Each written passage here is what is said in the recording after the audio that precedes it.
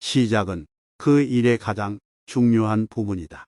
시험되지 않는 인생은 살 가치가 있다. 악한 사람을 사귀지 말라. 악인들은 그대를 보호막으로 삼는다. 악행에 대한 가장 큰 형벌은 범인을 더 나쁜 사람이 되게 만드는 것이다. 여성의 아름다움에 대한 정답은 없다. 올림픽 경기에서 우승하는 것보다 평생을 두고 국법을 잘 지켰다는 명성을 얻는 사람이 오히려 훌륭하다. 용기란 일종의 구원이다. 자, 모든 사람의 마음속에 온갖 종류의 새장이 있다고 가정하라.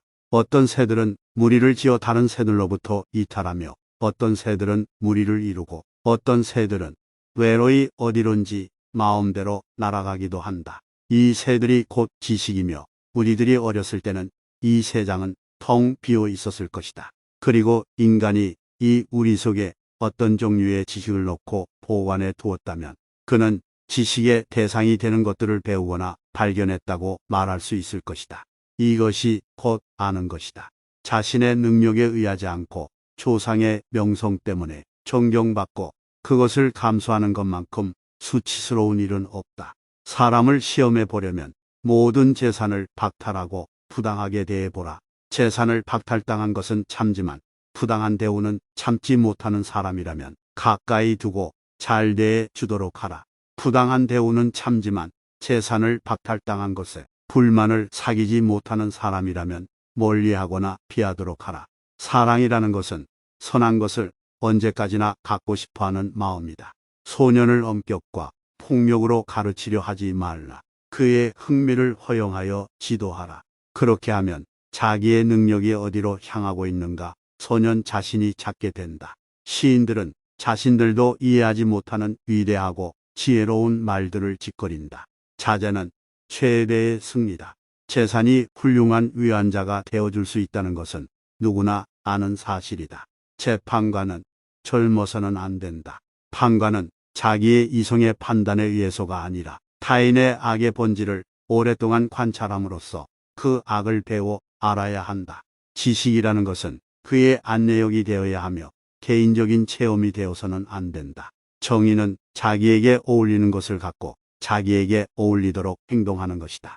정의란 각기 자기가 할 일을 다하고 타인을 방해하거나 간섭하지 않는 것이다. 정의와 무관한 모든 지식은 지혜가 아니라 쓸모있는 지식이다. 정직은 부정직보다 돈에서 멀어지게 되어 있다.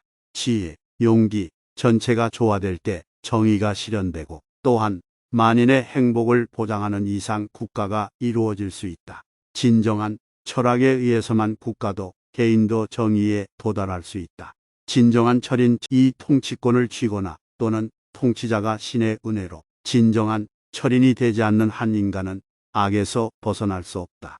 남에게 어떠한 행동을 하였느냐에 따라 그 사람의 행복도 결정된다. 남에게 행복을 주려고 하였다면 그만큼 자신에게도 행복이 온다.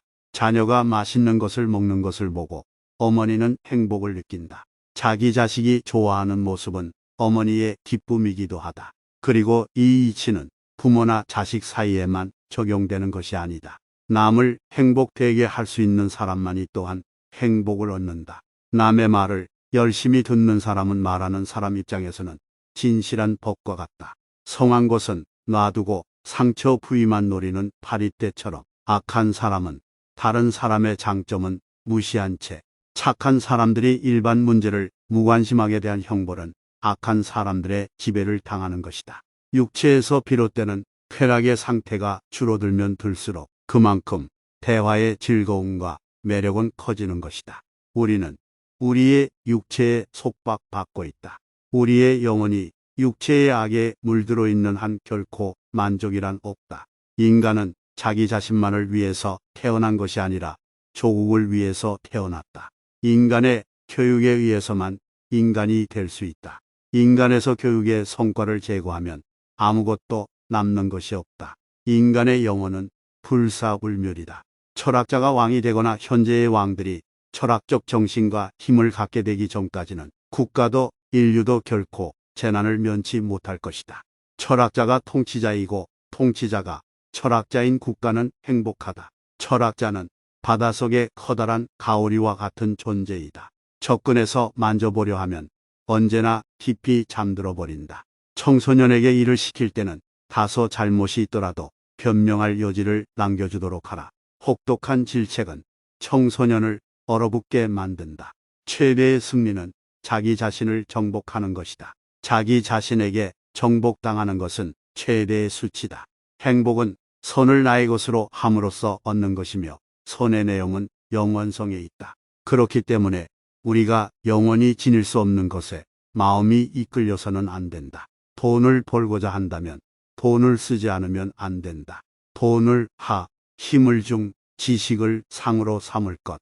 마음을 행복하게 할 수 있는 자만이 행복을 얻는다. 마음이 현실을 만들어낸다. 우리는 마음을 바꿈으로써 현실을 바꿀 수 있다. 미에 대한 사랑이 신들의 왕국의 질서를 세웠다. 그것은 자명한 일이다. 왜냐하면 추악에는 사랑이 없기 때문이다.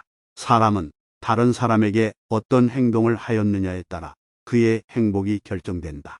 남에게 행복하게 해주려 했다면 그만큼 자신에게도 행복스럽다.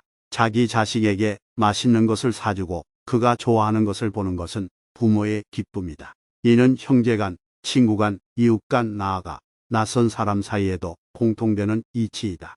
남에게 관대하였으면 내 마음이 넉넉해지지만 만일 인색하였으면 그만큼 내 마음도 좁아진다.